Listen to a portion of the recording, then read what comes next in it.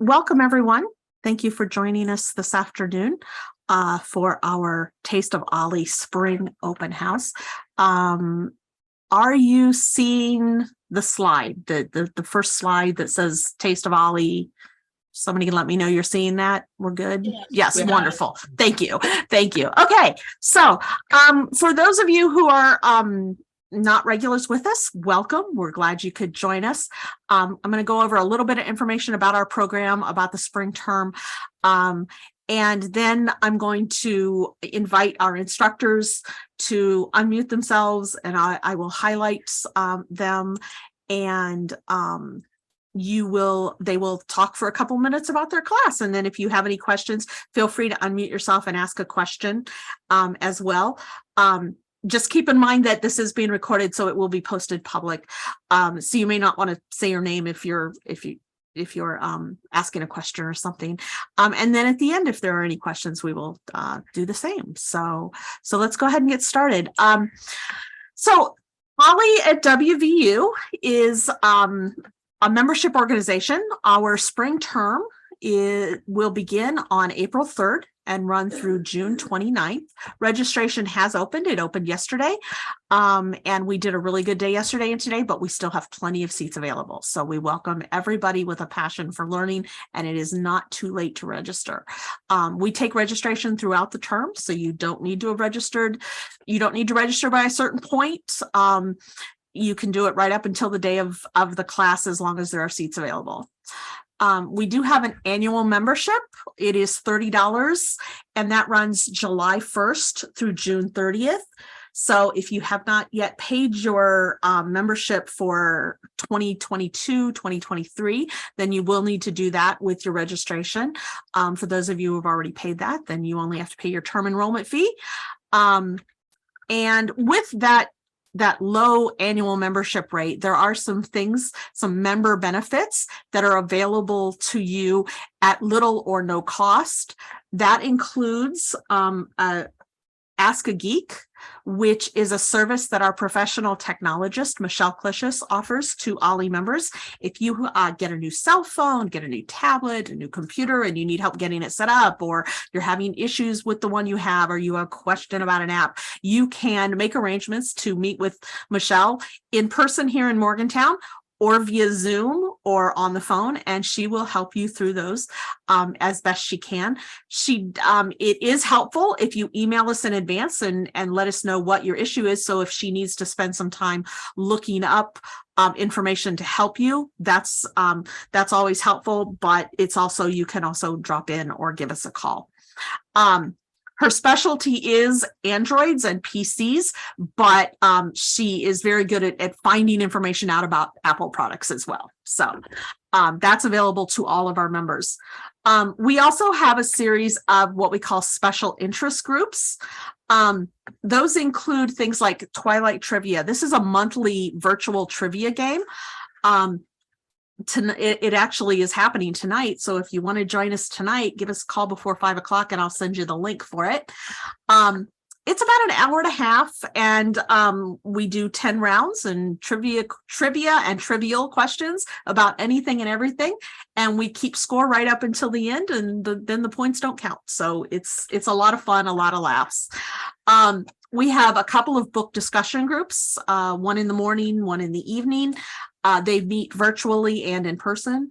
Yarn Arts group here in Morgantown. So if you're in the Morgantown area, this is an in-person group where a bunch of friends, OLLI members, get together and share patterns for knitting and crocheting and needle arts, and just sit and chat and talk and socialize while they're doing their yarn arts. The Walking Outdoors with Campus Club. This is another interest group we have here in Morgantown. We also have developed an interest group in the Kanawha Valley, a walking group that does a once a month walk. So these are just a few of our special interest groups. These are available to OLLI members without paying your term enrollment fee. There may be fees associated with it, like a book that you might have to buy for a book discussion group or something, but you don't have to pay the term enrollment fee to participate in these all year round. And most of them do meet all year round, either weekly or monthly. Another benefit to being an OLLI member is special member events. Every term we try to offer at least one event or class lecture that we classify as a special member event.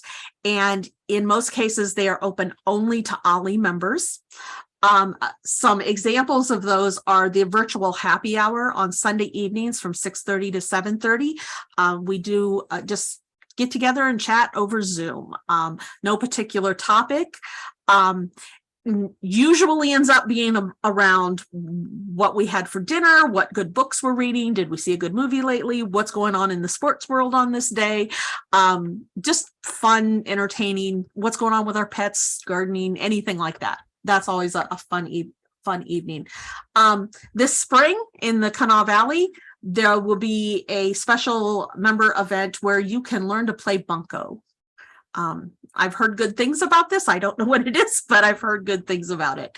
So OLLI members are invited to participate in that. That will be in person only in the Kanawha Valley.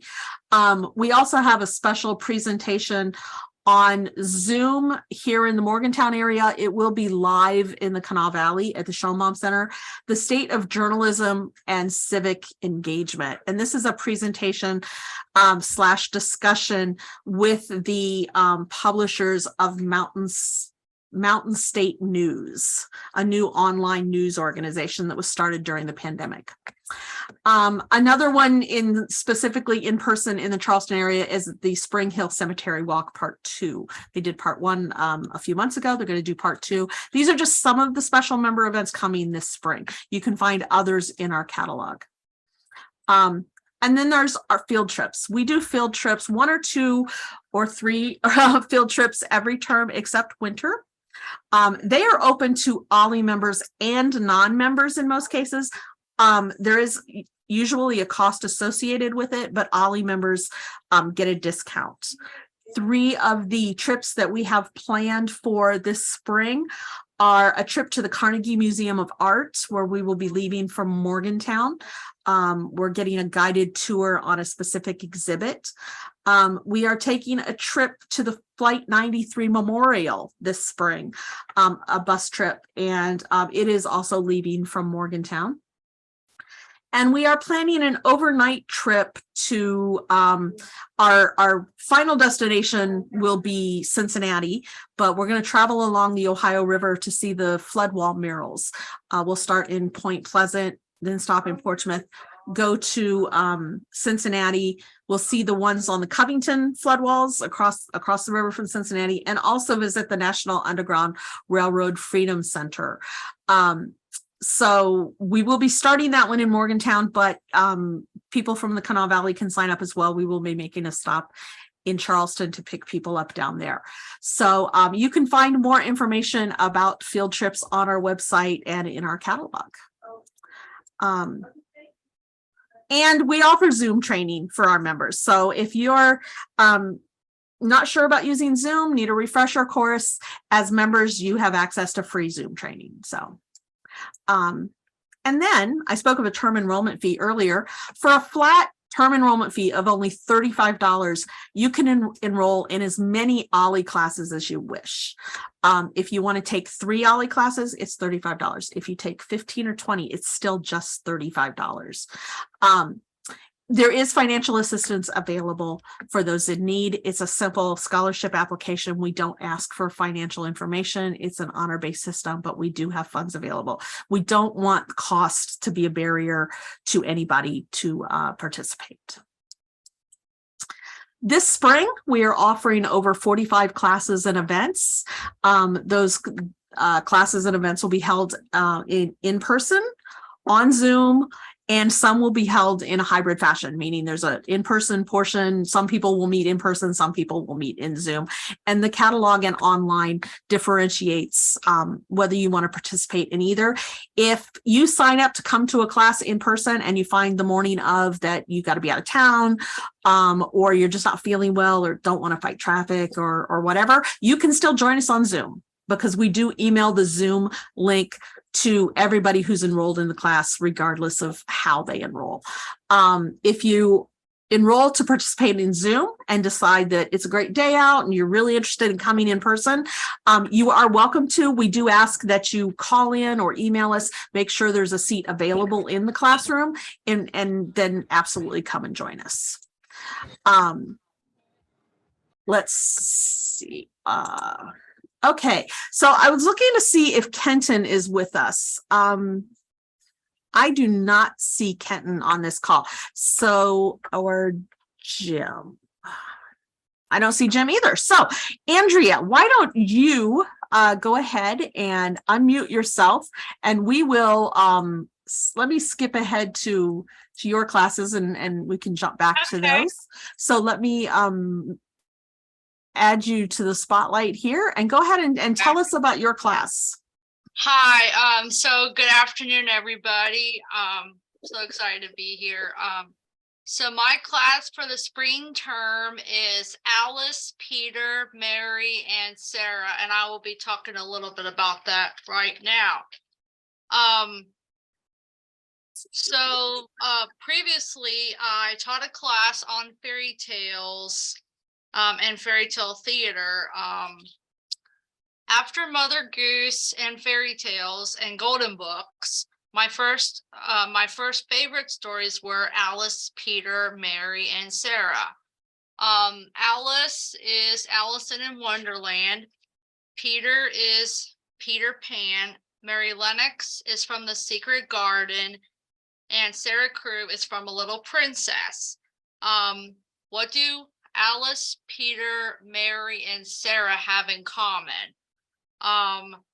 These are children's classics that are set in England, and they are novels.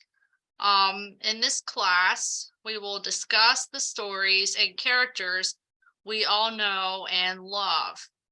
We will also learn about the authors like Lewis Carroll, Sir J.M. Barrie, and Frances Hodgson Burnett. I love that most of the stories are centered on girls. We will also talk about the stories that influenced our culture, on how these stories influenced our culture. I will focus on how the books were adapted for screen, stage, TV, cartoons, musicals, opera, and ballet. And I will touch a little bit on Little Lord Fauntleroy. So yeah, my class will be on Mondays, April 10th, 17th, and 24th from 12:45 to 2:15, and they will be on Zoom and streamed in both locations. So thank you. Thank you. I'm just going to say a quick word since this came up right away, that I'm on a Zoom meeting right now. Hold on one second. There we go. I'm just going to say a quick word about streaming. Andrea's class is being streamed. If what we mean by streaming is that the instructor, if the instructor is in another location, but you say you do not do Zoom at home, which is fine, or you just feel like getting out and being with some other people, there are some classes that we will show the Zoom on the big screen in the classroom, so you can come to our OLLI location and participate in the Zoom session with other people, or you don't have to, you don't have to do it at home by yourself, or if you don't have access to Zoom at home, although you probably have access if you're on here today, which is great, but it's something to keep in mind. That's what we mean when we say we're streaming it in a location, is that we have it up on the big screen in the classroom. So thank you, Andrea. I'm going to, Karen, would you like to, I will add you as the spotlight and move forward on your class. And you should be seeing your slide now. I am seeing my slide. Thank you. Merci and bonjour to everybody. And that's all the French that we're going to talk today. So we'll talk about France, but we're not going to do it in French. So anyway, my class is a one session. I'm going to be in the classroom and also Zooming if you're not in the Morgantown area, or if it's snowing that day, hopefully not, and you don't want to come out. That's when we will be going as a group to Provence. I wish we could go as a group to Provence, but it's been on my bucket list for a while. I always wanted to see the lavender fields. And so back in about 2020, I and a friend started working on that. And then came 2021, and we also know what else came around 2020, and that was COVID. So 2021 went by the wayside, and 2022, I finally, this past July, took the trip to Provence. Small group, so we just drove around in a small van. There were two vans. We had about 14 people. So, the first 6 nights we were there, we stayed in a little seaside village right on the Mediterranean. And then for the first 6 days, went out in our little van to different places that were in the area. One of which, and we will go pretty much in the order that I did my trip with a little teaching, because remember, I am a teacher, so I just don't want to show you pictures. I want to tell you something. And so one of the places we went was Avignon. And if you're a history person, you might know that Avignon was the seat of the Roman Catholic Church through about 9 popes back in the day. And then they went back to Rome, where they are today. So we will see Le Pont d'Avignon, and I said I wasn't going to speak French, but that is the bridge. And then the Pope's Palace in Avignon. Most of these trips were only part of a day, so we're not going to do in depth as you would if you were staying, for example, in Avignon. Also, if you've taken some of our art classes with Mel, you're familiar with Van Gogh. And we, on our trip, went to Arles and the nearby mental hospital, where he spent time during his life in both Arles and the mental hospital, and painted a lot of his pictures there. So we will visit that area. Another day, we went to a medieval fortified town called Carcassonne, and walked through there and had lunch. We also will visit some of the smaller villages that maybe we only drove through, or we only maybe stopped for lunch, or we did spend maybe a few hours. Things like Les Baux, Rousselon, and a few other locations in Provence. Now, remember, we weren't in Paris, we weren't in Normandy, we were only in Provence. We also are obviously going to see some of the lavender fields. You have to go in late June, early July if you want to see the lavender in bloom. We were there in late June, came back on the 7th of July. And one of the fields that they were going to take us to was already done. And so it's kind of like going to see the apple blossoms in Washington. You're just lucky sometimes. But we did get to see a couple. We'll also show you how you harvest lavender if you want to make the oil, because we did. We cut our own lavender. We helped to make and extract the oil. And there are also some sports that are began in this part of France. We will learn how to play a couple of these, or talk about the bull ring. We're not going to do that, we will see some of the animals that are involved. But there are a few other sports that are unique to that area of France. And so that will make up our trip on Tuesday, April the 11th. So if you've ever had any interest in seeing the beautiful lavender fields or seeing some of these other small towns, you can join me. So I will ask if there are any questions. And Doesn't here seem to be. I think I'm finished, Jay. Thank you. Okay, thank you very much. Next up, we have Judy. I do see Judy here today. Judy teaches lap dulcimer for us. If you'd like to unmute yourself, Judy, can you move your camera? Is it possible to move your camera down a little? I just There noticed. you go. There you go. If you'd like to say a few words about lap dulcimer. We have had the lap dulcimer class for a while, and what I have dulcimers that I can lend out to people. If you would like to try playing a dulcimer, Bye. you can borrow one while you're in the class. Just make sure that when you go to register, that you indicate on your registration or during your registration that you need a dulcimer.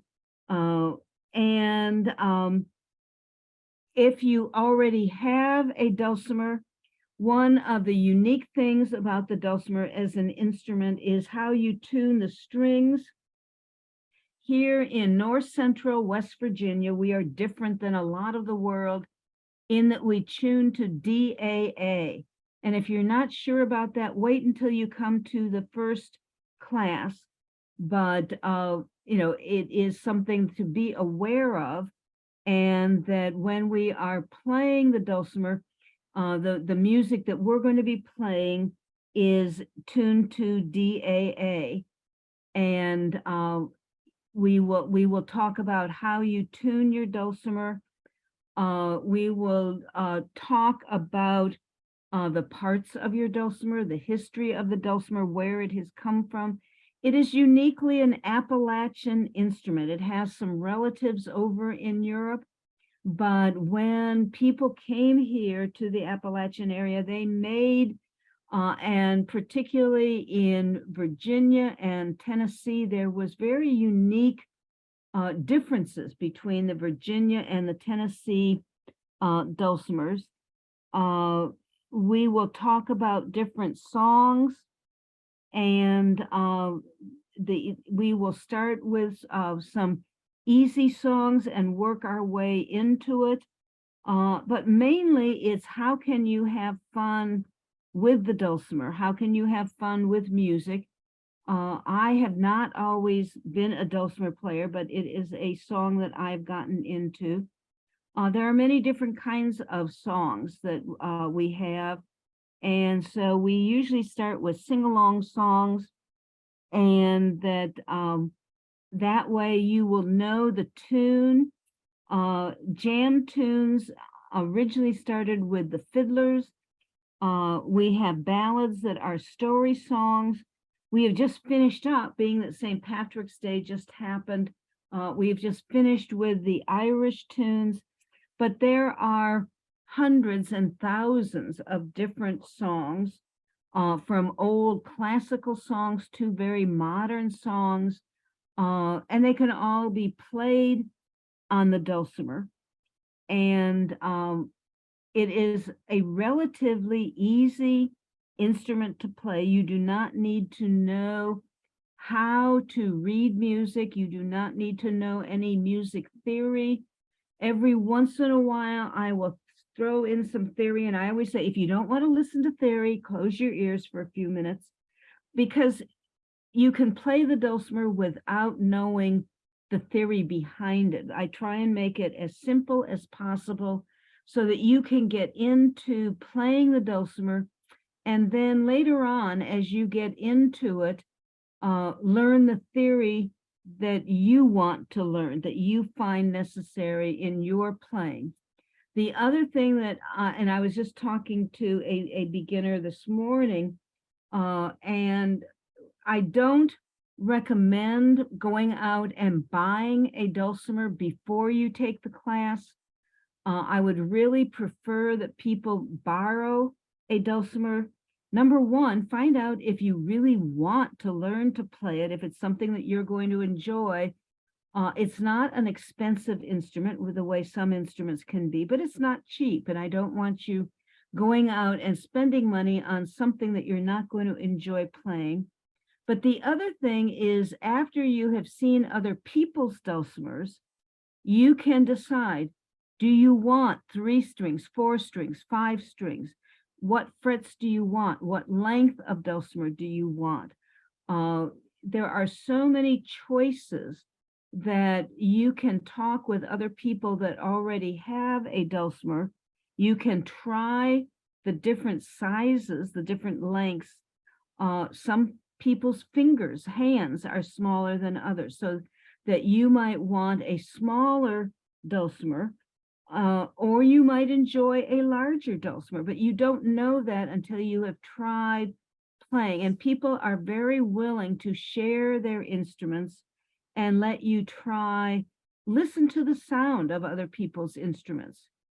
See if a particular wood that a dulcimer is made out of makes a difference in the quality, the kind of sound that it gives out. So,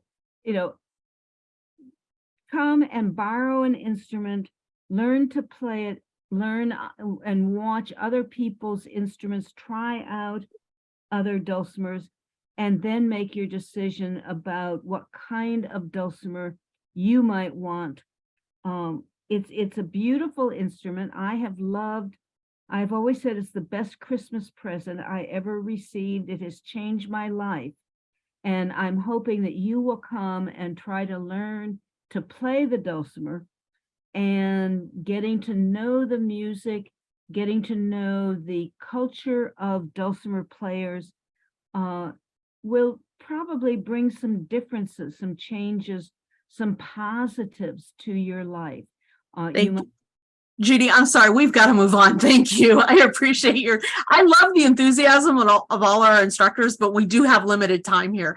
So I do need to reiterate that it's on Monday mornings, because we moved through the slide quickly. It's on Monday mornings from 10 to 11:45 from April 10th through June 12th. And it's in person here in Morgantown and on Zoom.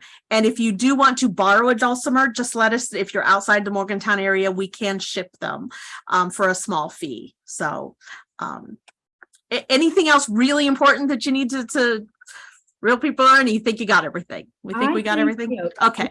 If they have any questions, just feel free to ask. The office can give you my email. Wonderful. Thank you, Judy. I appreciate it. Okay. Okay, next up we have Rabbi Joe Hampel. Would you like to, there we go. And you should be seeing your slide on the screen, correct? Yes, I do. Wonderful.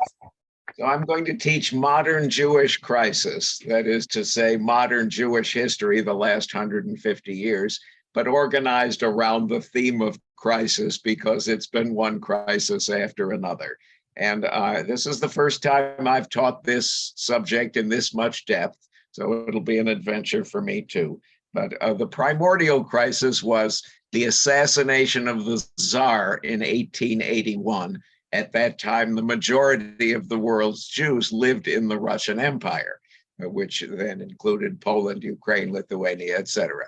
And so when the Tsar was assassinated in 1881 and the Jews were blamed, life suddenly became extremely miserable for all those Jews in the Russian Empire. So many of them emigrated to the land of Israel, where they began the Zionist movement, or to Central Europe, thus stimulating anti-Semitism in those countries, or to America, founding really the greater part of today's American Jewish community. Most of our ancestors arrived in this country from the Russian Empire at the turn of the 20th century. Or the Jews stayed in Russia and became radicals, revolutionaries, Yiddish nationalists, or what have you. So this course will be in 6 sessions. covering different times and places, all of these crises from the late 19th through the 20th century and into our own time. The first 5 sessions will rely heavily on maps, timelines, and historical documents. The final session will be different from the others because it'll be about our own time and looking into the future. Where does the Jewish people go from here? And so we will use fiction, poetry, innovative liturgy, those more subjective kinds of materials to get a sense of where the Jewish world might be evolving from this point forward. That's it. Wonderful. Thank you so much. And again, it's on Tuesday mornings from April 11th through May 16th, 10 a.m. in person in Morgantown and on Zoom. So next up, we have Russ Hutchins.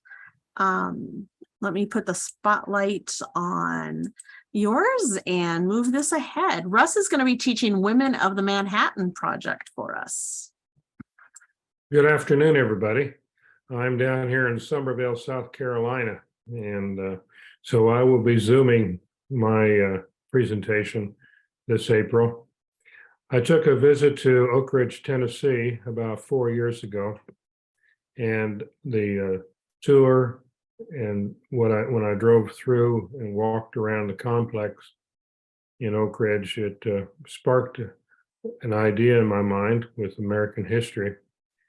And then I came across a book in their bookstore about the women that were involved in making of the atomic bomb. And some of you out there listening may have read the book. So if you have, you might want to review it again. But the women were from all walks of life across America. They were sought after by General Leslie Gross, Major General Gross, and Robert Oppenheimer that headed up the project. And they were looking for women of basically college degrees, talented in the area of physics and chemistry, but also they took in nurses and teachers, doctors. They took in ladies willing to work for Red Cross and storekeepers, because they virtually built cities from the sites at Hanford, Washington, Alamogordo, New Mexico, Oak Ridge, Tennessee, and of course, the elaboration of the work at the University of Chicago. So come join us and we'll see what these ladies accomplished. They worked in top secret, and most did not know what each other were doing side by side in the same cubicle or the floor or above them or below them. 2 particular ladies were Jewish, and they had escaped, one from Czechoslovakia and one from Austria in 1938, 39, and they got out just in the nick of time, and they were put to work right away by Dr. Oppenheimer to make the atomic bomb. Many of you out there don't know that they had made 13 atomic weapons. 1 was tested in New Mexico, and of course 2 were used in the ending of the war against Japan. The ladies that were making the project did not know what was happening. They thought it was an electrical company, and many were not aware until the first bomb exploded over Japan. So come join us. I think you'll find it interesting, this piece of American history, the women that were involved in the Manhattan Project.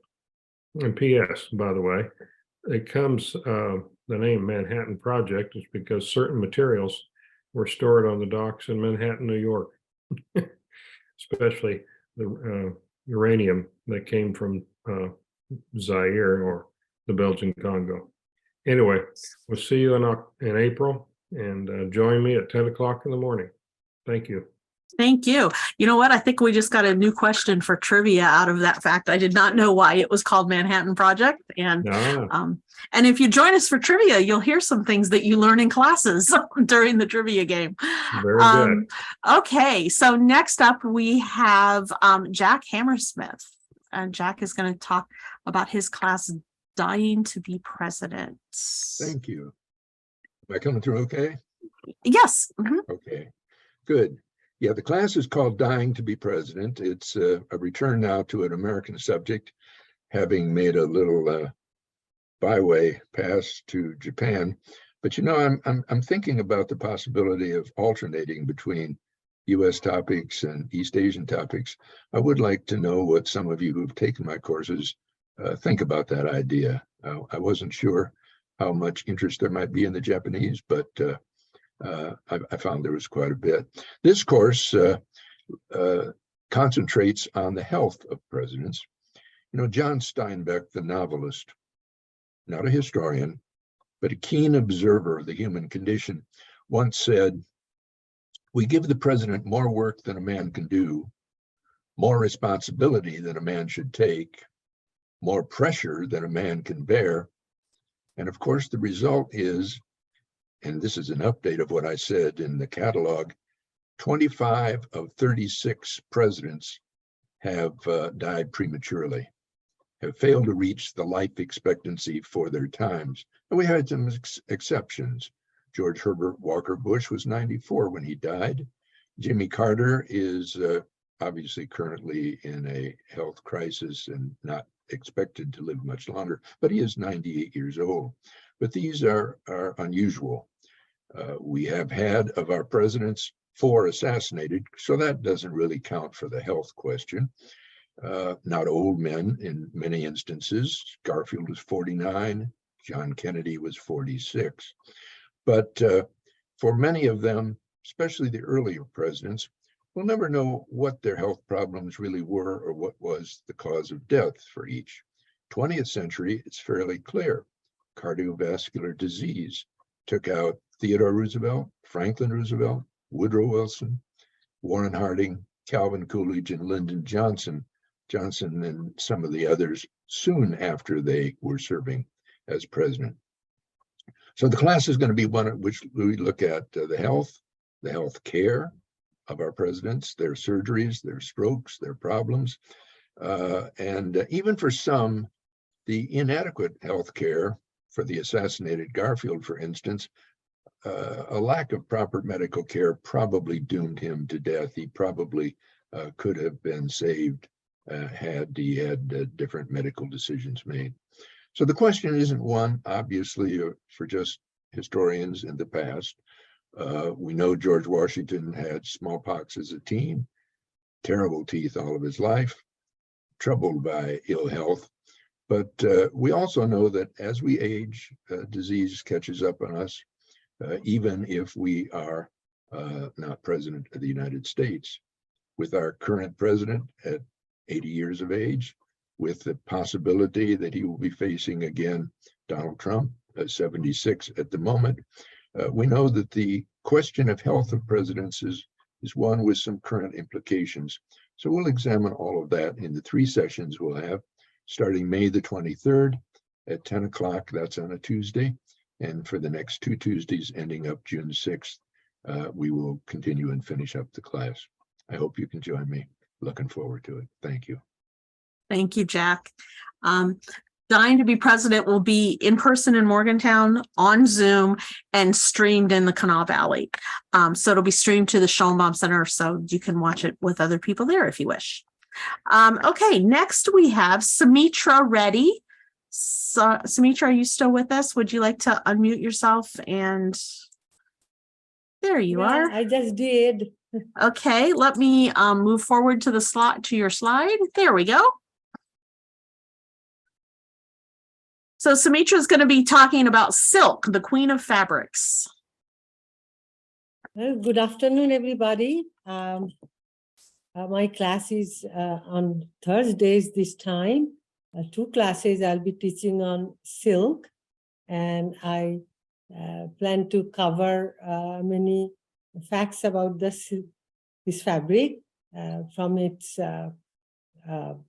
early use, how it spread throughout the world, and even today it's considered a luxurious fabric in fashion industries and royalty houses and what have you. But that's not the only use of this fabric. it has been used in any other domains. And there are stories associated with silk, how its know-how had been smuggled out of China, the country which closely guarded the way they raise the silkworm and make yarn and produce fabulous fabric, how some espionage, industrial espionage took place years ago, and then other countries got involved in making use of this fabulous fabric. And I will talk about silk, various uses and making, and in Europe, and also the countries which surround China, like Japan and Korea. And as I am preparing, I'm discovering new facts, and I'm just dying to share with my class. For instance, the name Major Road is named after this fabric, silk, and how it was used as a currency, and also these fabulous horses which were traded for this. But anyway, I hope you can join me in April, 2 classes, 20th and 27th, on Thursdays at 3 o'clock. And I'll share whatever I learned as I'm preparing for this class. Thank you, Sumitra. I always find your classes very interesting, and I love that you, along with other of our members, the peer-to-peer teaching, and you find something you're interested in learning about, so you go out and study up on it, and then you share. And we know that teaching is a great way to learn too. So thank you. Exactly. Thank you for doing that. We really appreciate it.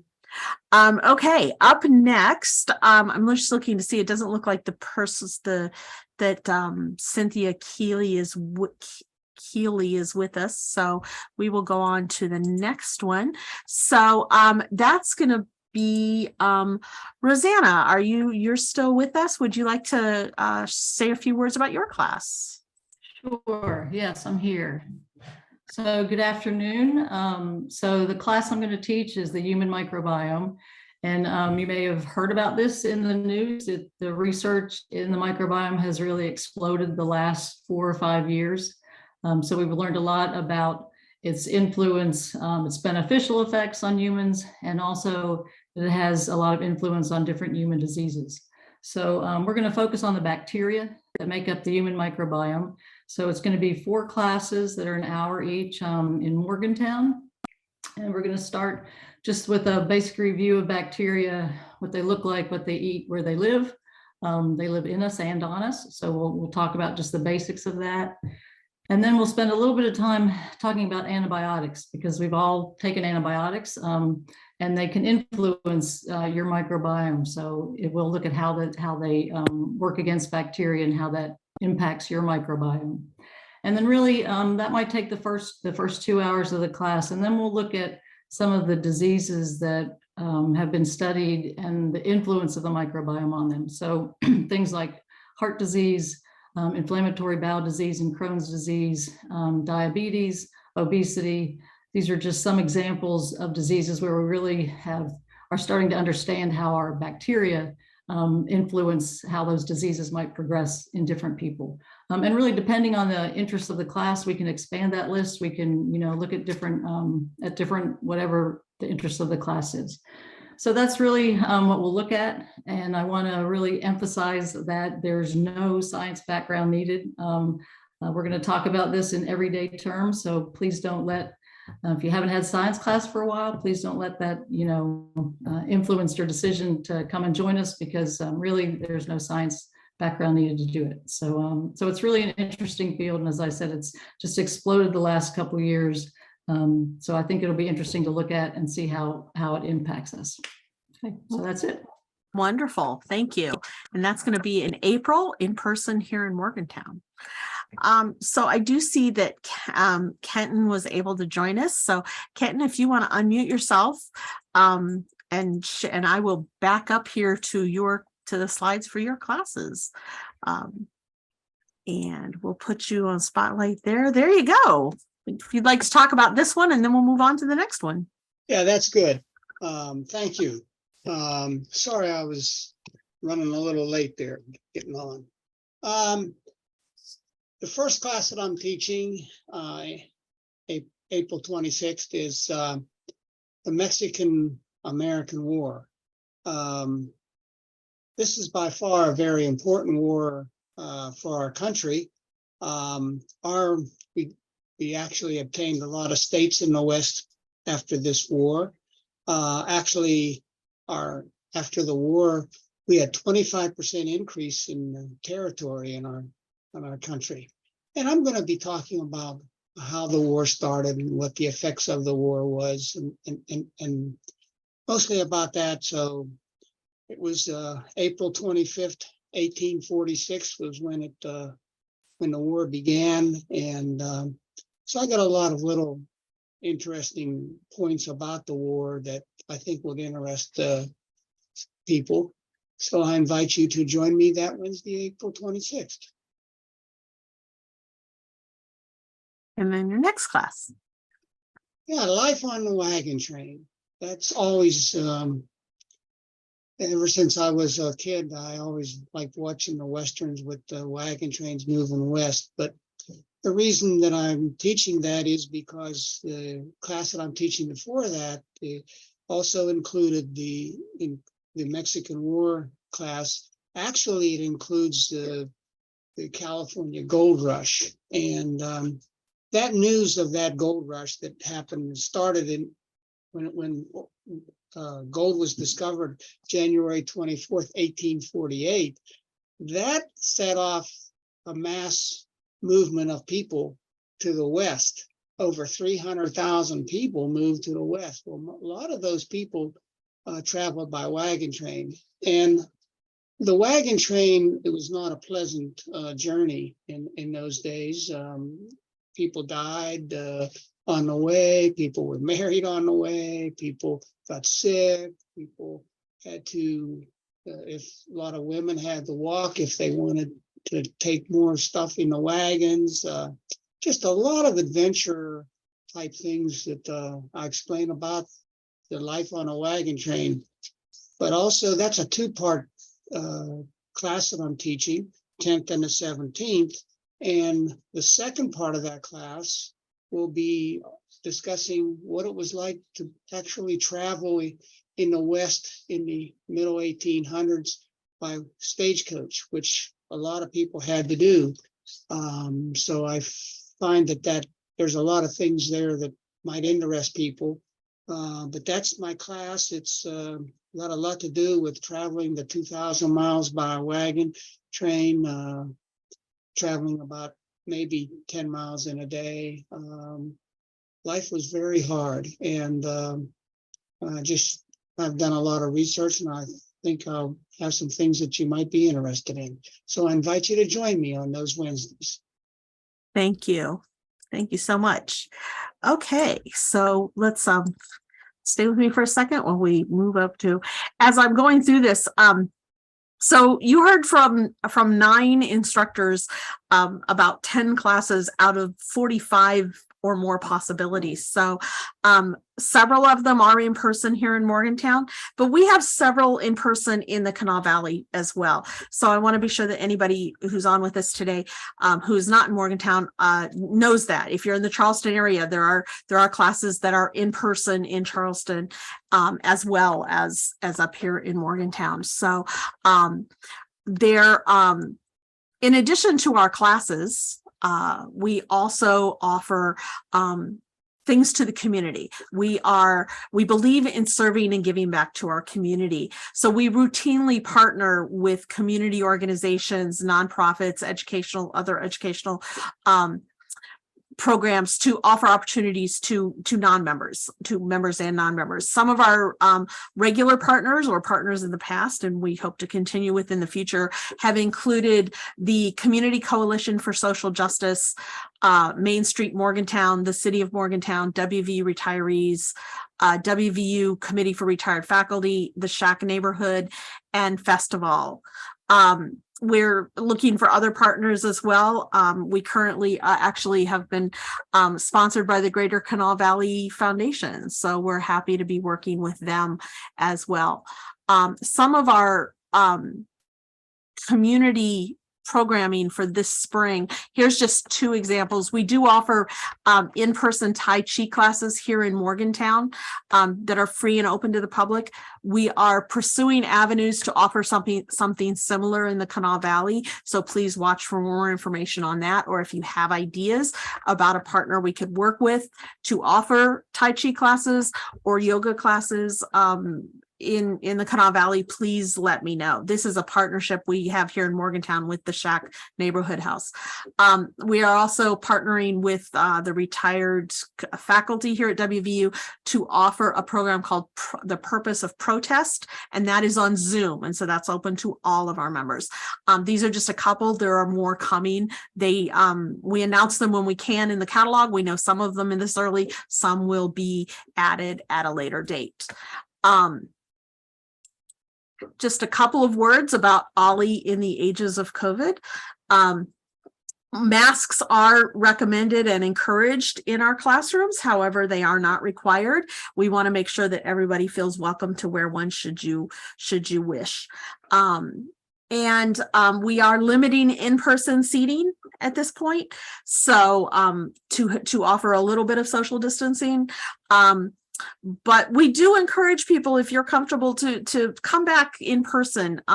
We've been doing so much Zoom over the last 3 years, and there are advantages to it. We understand there are advantages to doing things on Zoom.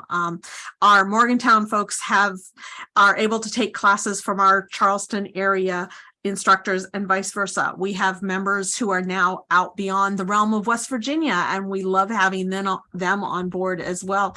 But there's really something special to be said about being in person as well. So we want to, if you are able to, we encourage you to come back to classes in person when you're ready and comfortable and able to.